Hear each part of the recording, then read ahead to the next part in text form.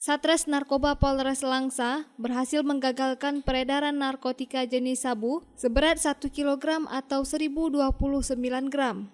Dari hasil penangkapan tersebut, polisi berhasil menangkap seorang pelaku berinisial JH, 41 tahun, warga Kampung Bale, Kecamatan Syamtalira Baru, Kabupaten Aceh Utara, dengan barang bukti berupa 2 unit motor Scoopy, 1 plastik warna hitam, 1 plastik warna biru, dan 1 unit HP merek Vivo warna biru.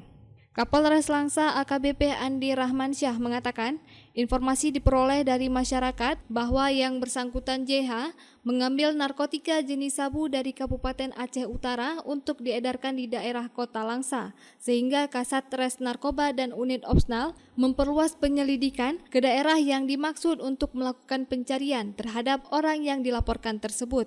Sesampainya di lokasi terlihat ada 3 orang laki-laki yang diduga sebagai target operasi yang dicari, sehingga langsung dilakukan penggerebekan. Namun 2 orang lainnya berhasil melarikan diri dan saat ini berstatus sebagai DPO. Jadi penyelidikan di Langsa karena bergerak-gerak terus dengan gigi mereka sampailah ke Aceh Utara.